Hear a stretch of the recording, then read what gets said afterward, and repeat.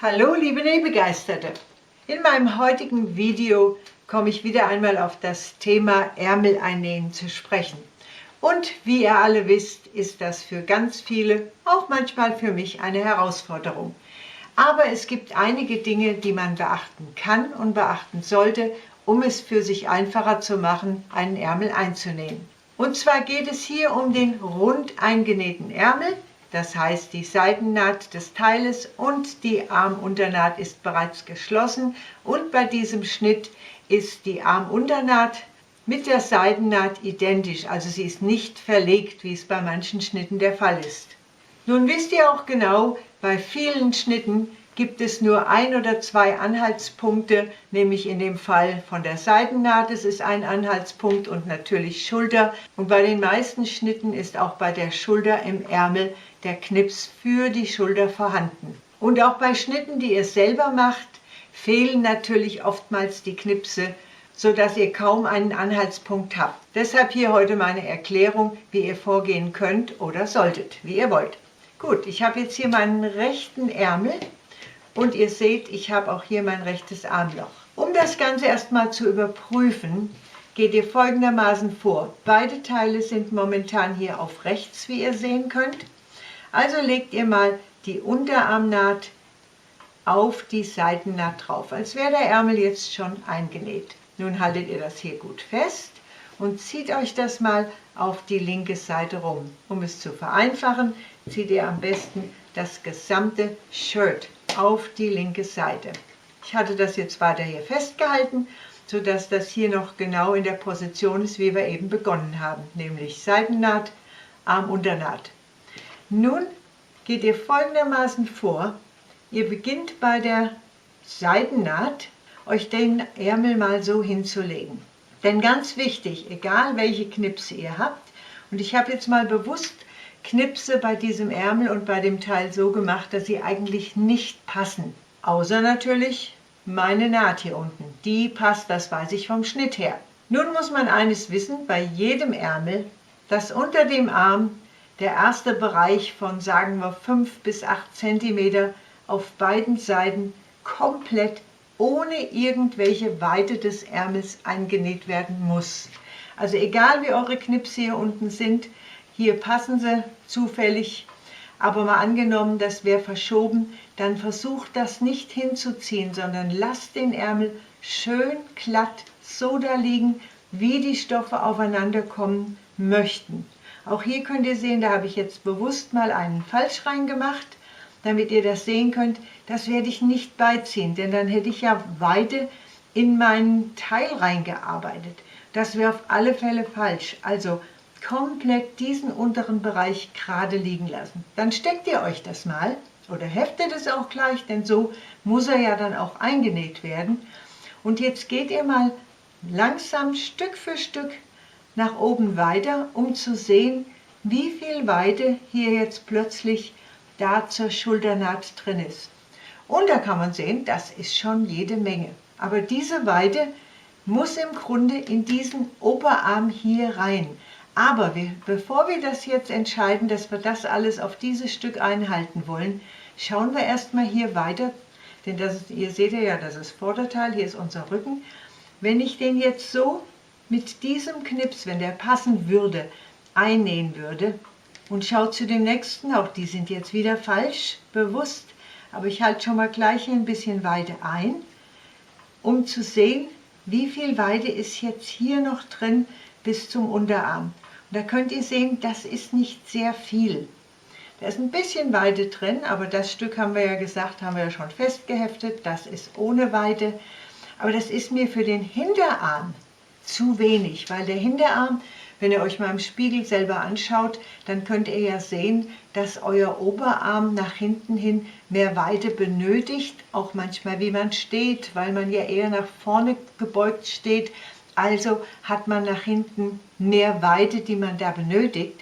Das heißt, diesen mittleren Punkt, den ich hier auf der Schulter habe, weil ich hier so viel habe im Vorderärmel, den darf ich ruhig minimal verschieben, sagen wir so einen halben bis einen Dreiviertel Zentimeter, um in diesen Rückenbereich hier vom von der Armkugel etwas mehr Weite reinzubekommen. Und wenn ihr diese Punkte, die ich jetzt eben erwähnt habe, beachtet, dann wird es sehr einfach sein, das an der Maschine einzunähen, weil ihr dann schon gleich wisst, aha, hier muss es flach sein, da darf auch keine Weite hin. Aber je weiter ich hier nach oben komme in diesen, ich sage mal, wenn wir das vielleicht mal dritteln, auf diesen oberen Drittelbereich, jetzt hier muss meine ganze Weite rein. Und das machen wir auch jetzt mal direkt an der Nähmaschine. Ich habe den Ärmel jetzt ganz genau in dieser Position liegen lassen, wie ich es euch eben erklärt habe. Bei den Nähten, normalerweise würde ich alle Nähte zum Rücken zulegen, aber man kann das natürlich auch, wenn die Nähte sehr dick sind, gegeneinander legen, sodass man auch dann für die Overlock, wenn man darüber näht, nicht so viele Nähte aufeinander hat. Also legen wir nun die Naht ganz genau aufeinander, um hier unten anzufangen. Denn wir fangen immer beim Ärmel einnähen direkt bei der Seitennaht an. Wundert euch jetzt bitte nicht, dass ich schwarz oben drauf habe. Das würde ich normalerweise natürlich nicht machen, aber dadurch, dass mein Hauptstoff vom Ärmel und vom Teil ja schwarz ist, kann ich natürlich keinen hellen Faden nehmen. Der könnte unter Umständen dann sichtbar sein. Nun denke ich zuerst dran, dass ich ja dieses untere Stück hier unbedingt ganz gerade liegen haben möchte, ohne in das Teil oder in den Ärmel weiter reinzuarbeiten. Also nähe ich ganz einfach, ohne irgendwas zu tun, zu ziehen. Ich lege mir nur die Teile aufeinander. Nun ist das bei diesem Ärmel ein bisschen schwieriger wie sonst normal bei einem Ärmel, weil ich, wie ihr ja wisst von meinen zuvorigen Videos, ich habe ja hier ein Two-in-One-Shirt, das heißt, ich habe hier eigentlich zwei Ärmel, die ich auf einmal einnähe. Aber das macht überhaupt nichts, ich mache erstmal weiter und wie gesagt, jetzt habe ich den ersten Teil schön flach eingearbeitet und schaue nun gleich schon mal zu meiner Schulternaht. Und da haben wir ja gesagt, das ist der Vorderärmel. Hier kommt mein Hinterärmel und wir haben eben gesagt, dadurch, dass die Knipse nicht so gut aufeinander passen oder nicht genau stimmen, der könnte stimmen, aber mir ist das in dem Bereich zwischen diesen beiden Knipsen ein bisschen zu viel an Weite. Deshalb werde ich den auf alle Fälle jetzt um einen halben, dreiviertel Zentimeter zum Rücken hin verschieben, um den Rücken etwas mehr Weite reinzubekommen bei der Kugel. Und ab jetzt halte ich den, ich ziehe ihn nicht, aber ich halte ihn stramm, damit mir mein Untertransport keine extra Weite einhält. Und fange sofort jetzt an, mir hier meinen Ärmel so ein bisschen immer in der Rundung beizuschieben. Das macht man schön langsam Stück für Stück. Und wenn ich jetzt meine Hand hier so reingreife und ziehe meinen Ärmel so ein bisschen so in die Rundung, könnt ihr sehen, da entsteht sofort wie eine kleine Welle. Das heißt, diese Welle arbeite ich jetzt schon sofort in meinen Ärmel hier hinein. Ich hoffe, bei diesem Video hier ist meine Hand nicht zu sehr im Wege.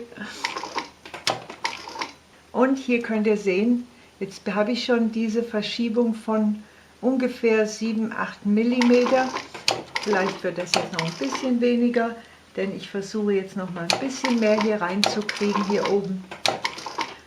Und da sehen wir es, da liege ich so bei 7 mm jetzt gerade. Und genauso machen wir weiter. Das Teil muss wieder flach liegen, denn wir dürfen das Teil ja nicht ausziehen. Aber hier kommt jetzt schön die Weite rein, weil wir jetzt auch ein bisschen mehr Weite haben.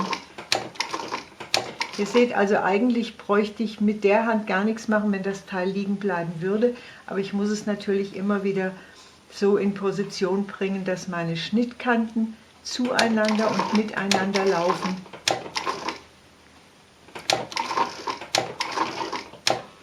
Und dann nimmt man sich einfach Zeit.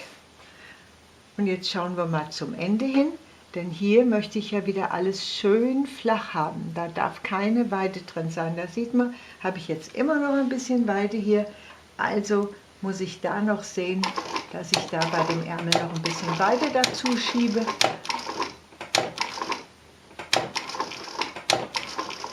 um dann hier genau so hinzukommen, dass mir da unten alles schön flach liegt. Ja, und genau das wollte ich mit diesem Ärmel jetzt hier tun. Jetzt schaue ich nochmal, wo meine Nähte bei der Seitennaht und der Ärmel-Unterarm liegen und nähe ihn einfach fertig ein und voilà, das war's dann schon.